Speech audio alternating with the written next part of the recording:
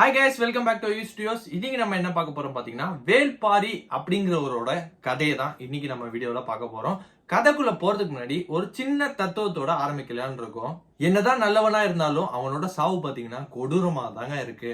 ஆமாங்க, அப்பேற்பட்ட பாரி மன்னனோட கதையை தாங்க இன்னைக்கு நம்ம வீடியோல பார்க்க போறோம். அப்புறம் அவரு எப்பேற்பட்ட மன்னர்கள் எல்லாம் ஓட விட்டுருக்காருங்கிறதையும் இந்த கதையில நம்ம பார்க்க போறோம். வாங்க வீடியோக்குள்ள போயிடலாம்.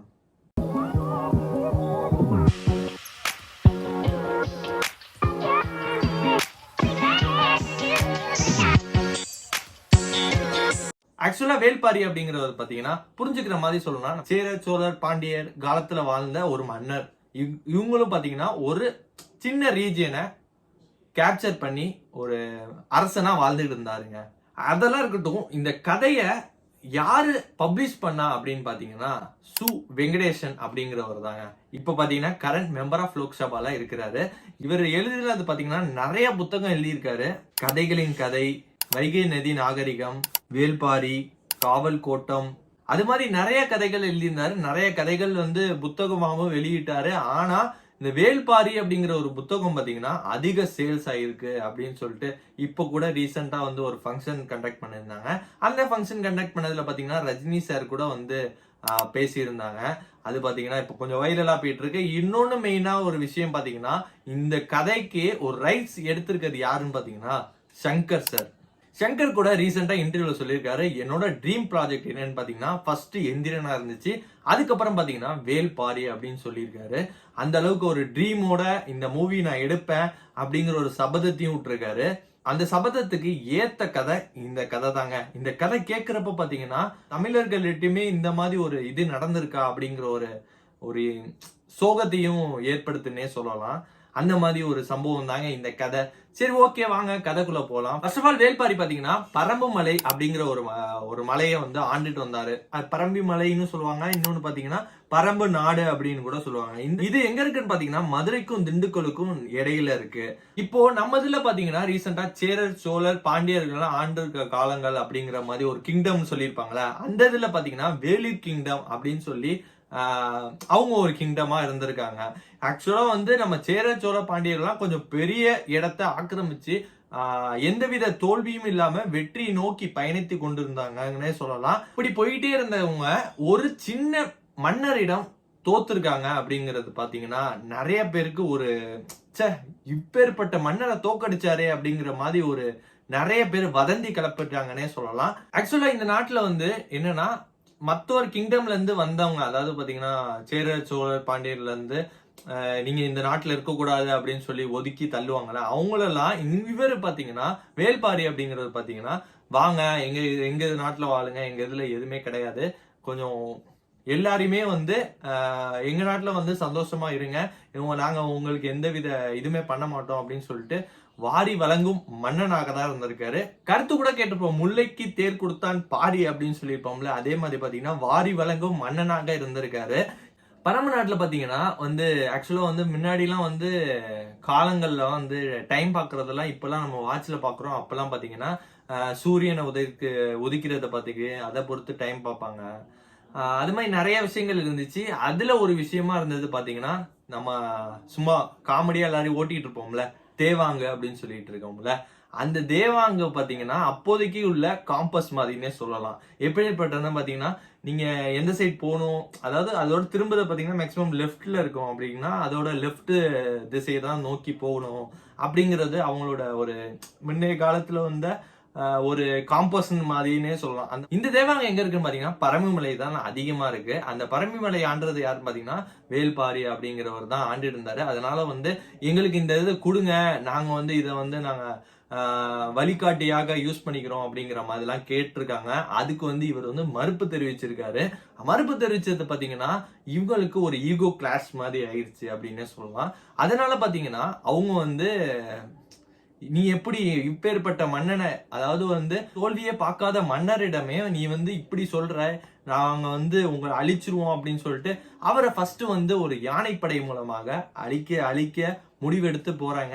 இவரிடம் பாத்தீங்கன்னா ஆக்சுவலா வந்து ஒரு 2000 அப்படிங்கிற மாதிரி தான், ஒரு எக்ஸாம்பிளுக்கு வந்து ஒரு 2000 போர் வீரர்கள் தான் இருக்காருன்னு வச்சுக்கோம். அவங்களோட பாத்தீங்கன்னா ஒரு 40,000 50,000 பேர் இருக்காங்க. 2000 பேரை வச்சு எக்ஸாம்பிளுக்கு தான் சொல்றேன். ஆனா 2000 பேரை வச்சு 40,000 பேரை ஓட விட்டாருன்னு சொல்லலாம். அப்பேற்பட்ட யுக்தி ஆழ்ந்தவர் பாத்தீங்கன்னா பாரி மன்னரா தான் இருப்பாரு. என்ன பண்ணாரு பாத்தீங்கன்னா, யானை வந்து போர் கொடுக்கும் போது பாத்தீங்கன்னா அங்க உள்ள எறும்பு அட்டைகள் எல்லாம் விட்டு யானையை ஓட விட்டுருக்காரு. ஃபர்ஸ்ட் வந்து விரட்டி அடிக்கப்பட்டாரு. அதுக்கப்புறம் பாத்தீங்கன்னா இவங்களுக்கு இன்னுமே கோபமா இருந்துச்சு. என்ன இவன் வந்து நம்ம போர் வீரர்கள்லாம் வந்து இப்படி பண்றான் அப்படின்னு சொல்லிட்டு மறுபடியும் சேரர் சோழர் பாண்டியர் 3 பேர்களுக்குமே வந்து இணைந்து இவங்க மேல போர் தொடுத்தே ஆகணும் அப்படின்னு சொல்லிட்டு போர் தொடுக்க போறாங்க. வேல்பாரி அப்படிங்கிறவருக்கு பாத்தீங்கன்னா மலையில தான் ஆண்டாரு. அதனால வந்து மலையில உள்ள எல்லா ரீஜியன் தெரியும், எங்கெங்க போலாம், எப்படி தப்பிக்கலாம், என்னென்ன யுக்திகள் எல்லாமே பாத்தீங்கன்னா அவருக்கு தெரியும். அவருக்கு எல்லாமே கைவசமா இருந்துச்சு. அதனால யோசிச்ச எல்லா மன்னர்களும் அவரை மேல வச்சு நம்ம எதுவுமே பண்ண முடியாது, அவரை நம்ம கீழே கொண்டு வரணும், கீழே கொண்டு வந்துதான் அவரை அழிச்சு ஆகணும் அப்படிங்கிற ஒரு யுக்தி ஆள்றதுக்காக அவரோட நண்பன் கபிலர் அப்படிங்கிறவரை பாத்தீங்கன்னா கைது செஞ்சு கொண்டு வெளியே வைக்கிறாங்க. இவர் பாத்தீங்கன்னா மலையில இருக்காரு. மலையில இருந்து நீ கீழே வந்தா உன் நண்பரை விடுவிக்கிறோம் அப்படின்னு சொல்லி ஒரு இது பண்றாங்க. இவரும் சரி நண்பனை காப்பாத்த அப்படின்னு சொல்லிட்டு மேல இருந்து கீழே வரப்ப பாத்தீங்கன்னா இவங்க போர் தொடுக்க ஆரம்பிக்கிறாங்க. பாரி கைய தூக்குறாரு. கைய தூக்குன உடனே இவங்க எல்லாம் பாத்தீங்கன்னா சரி பாரி பின்வாங்குறான், இதுதான் நம்மளுக்கான டைம் அப்படின்னு சொல்லிட்டு இவங்களுமே போர் தொடங்க ஆரம்பிக்கிறாங்க. ஆரம்பிக்கிற நேரத்துல பாத்தீங்கன்னா பாரி மறுபடியும் மலைக்கு போகிறாரு. மலையில அவரோட குதிரைப்படை, அதாவது அந்த குதிரைப்படை பாத்தீங்கன்னா மலை ஏறவும் தெரியும் இறங்கவும் தெரியும். அது பாத்தீங்கன்னா பழகி போயிடுச்சு அந்த குதிரைங்களுக்கு. ஆனா இந்த சேர சோழ பாண்டியர்கள் பாத்தீங்கன்னா குதிரைப்படைக்கு பாத்தீங்கன்னா அப்பதான் அவங்க மலையை முத முறை பாக்குறாங்க. மலை கூட ஏற தெரியாத குதிரை. அத பாத்தீங்கன்னா மலையில ஏறுறப்ப பாத்தீங்கன்னா மறுபடியும் சறுக்கி விழுந்து அது பாத்தீங்கன்னா அந்த போர்படையும் காலியாகுது. அதுக்கப்புறம் பாத்தீங்கன்னா யானைப்படையை மறுபடியும் விடுறாங்க. மறுபடியும் பாத்தீங்கன்னா எறும்பு அட்டையெல்லாம் விட்டு யானையை பாத்தீங்கன்னா அழல்டு ஓட விடுறாங்க. அப்புறமேல் பாத்தீங்கன்னா எல்லாருமே திரும்பி போறாங்க. அதுக்கப்புறம் பாத்தீங்கன்னா இவருக்கு பேர் வந்துச்சு. முப்படை தலைவர்களையும் ஓட விட்டவர் பாரி அப்படிங்கிற ஒரு புகழாரம் வந்து எல்லா இடமும் வந்து பரவ ஆரம்பிச்சிச்சு. அதனால பாத்தீங்கன்னா மறுபடியும் இவங்களுக்கு ஒரு ஈகோ கிளாஸ் ஆயிருச்சு. அதுக்கப்புறம் இவங்க ஒரு யுக்தி ஆள்றாங்க. என்னன்னு பாத்தீங்கன்னா இவனிடம் பாத்தீங்கன்னா நம்ம வந்து மலையில போய் போராடி இவனிடம் வென்ற முடியாது. இவனுக்கு ஒரு வீக்னஸ் இருக்கு. அதாவது பாத்தீங்கன்னா இவர் தமிழ் புலவர். அந்த காலத்துல பாத்தீங்கன்னா பாடல்கள் வரிகள் அந்த மாதிரி பாடி பரிசுகள் பெறுறதுக்கு நிறைய பேர் இது பண்ணுவாங்க. இவரை பாத்தீங்கன்னா தமிழ் மேல நிறைய பற்று இருந்துச்சு. அதனால பாத்தீங்கன்னா கவிதைகள் அந்த மாதிரி இலக்கியங்கள் இன்ட்ரெஸ்ட் ஜாஸ்தினே சொல்லலாம். அதனால பாத்தீங்கன்னா அந்த யுக்தியை இவங்க ஆள்றாங்க. இவங்க பாத்தீங்கன்னா ஒரு மாறுவேடம் போட்டு போய் அவரிடம் பாத்தீங்கன்னா கவிதைகளும் வாங்குறாரு, கவிதைகள்லாம் பேசுறாரு. பேசிக்கு அப்புறம் பாத்தீங்கன்னா அவரு வந்து பாரிட்ட ஒரு வாக்கு கேட்கிறாங்க. அந்த பரிசு பெற நேரத்துல பாத்தீங்கன்னா உங்களுக்கு என்ன ஆசை வேணும் சொல்லுங்க, நான் வந்து நிறைவேற்றுறேன் அப்படின்னு சொல்லிட்டு பாரி சொல்றாரு. அதுக்கு இவங்க வந்து நாங்க என்ன கேட்டாலும் நீங்க தருவீங்களா அப்படின்னு கேட்டப்போ நீங்க என்ன வேணாலும் கேளுங்க நான் தரேன் அப்படின்னு சொல்லிட்டு பாரி சொல்ல உடனே இங்க முக்கலைஞர்களும் இந்த நாடும் உன்னோட உயிரும் வேணும் அப்படின்னு சொல்லி கேட்டோன்னா பாத்தீங்கன்னா எல்லாருமே ஷாக் அடைகிறாங்க.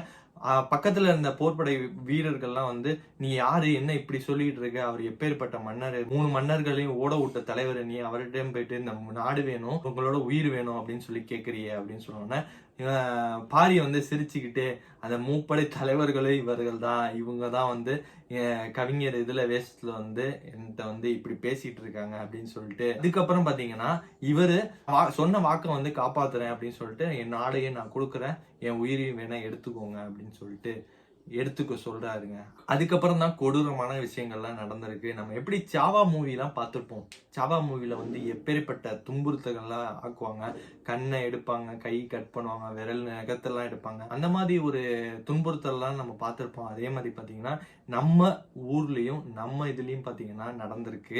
அவருக்கும் அதே மாதிரி பார்த்தீங்கன்னா கண்ணை எடுத்து அப்புறம் பார்த்தீங்கன்னா நெருப்பு குழம்புல காலை இது பண்ணி அதுவும் பாத்தீங்கன்னா அவங்களோட 2 மகள்கள் முன்னாடி பாத்தீங்கன்னா இந்த மாதிரி இதெல்லாம் பண்ணியிருக்காங்க. அது சொல்றப்ப பாத்தீங்கன்னா ஒரு மாதிரி இருக்கு. அந்த மாதிரி ஒரு துன்புறுத்தல்லாம் படுத்தி அதுக்கப்புறம் பாத்தீங்கன்னா கடைசியா பாரிட்ட கேக்குறாங்க, உன்னோட கடைசி ஆசை என்ன அப்படின்னு சொல்லி கேக்குறாங்க. அதுக்கு பாரி சொல்றாரு சிரிச்சிட்டு, எனக்கு தண்ணி கொடுங்க அப்படின்னு சொல்லி கேக்குறாரு. பா, எப்பேற்பட்ட சீன் நடந்திருக்கு, தண்ணி கேக்குறியா அப்படின்னு சொல்லிட்டு பாண்டிய தலைவன் பாத்தீங்கன்னா கழுத்து அறுத்து போட்டுறாரு. கழுத்து அறுத்து தண்ணியில போட்டுரு, குளத்துல போட்டுரு, தண்ணி வேணும்னு கேட்டான்ல இவன் அப்படின்னு சொல்லிட்டு குளத்துல தூக்கி போட்டுடுறாங்க. அதாங்க கடைசியில சொன்னேன்ல, எப்பேற்பட்ட நல்லவன் கிடைச்சாலும் பாத்தீங்கன்னா கடைசியில அவனோட சாவு கொடூரமா தாங்க இருக்கு. அதே வரைக்கும் பாத்தீங்கன்னா இந்த கதையும் வந்து சமர்ப்பணம்னு சொல்லலாம். இந்த கதைக்கான ரைட்ஸ் பாத்தீங்கன்னா இப்ப சங்கர் சார் எடுத்திருக்காரு. சங்கர் சார் பயங்கரமா எடுக்க போறேன் அப்படிங்கிற மாதிரிலாம் சொல்லியிருக்காரு. ஆனா இந்த கதைகள் பாத்தீங்கன்னா நிறைய பேருக்கு தெரியாமையே இருக்கு.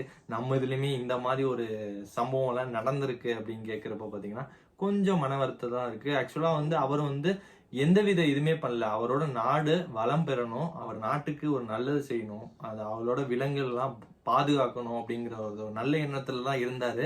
ஆனா இவங்களுக்கு பாத்தீங்கன்னா ஒரு மனத்தாமம், அவருக்கு பாத்தீங்கன்னா இவங்களுக்கு பாத்தீங்கன்னா ஒரு ஈகோன்னே சொல்லலாம். அப்படி எடுத்துக்கிட்டு கடைசியில அவங்களோட கதை முடிந்து விட்டது. அதுக்கப்புறம் பாத்தீங்கன்னா தமிழ்நாடு கவர்மெண்டே தேவாங்க சரணாலயம் சொல்லிட்டு இப்போ அந்த மலைப்பகுதியை வந்து தேவாங்க சரணாலயம் அப்படின்னு சொல்லி அறிவிச்சு அதை வந்து பாதுகாத்துட்டு வந்துட்டு இருக்காங்கன்னே சொல்லலாம்.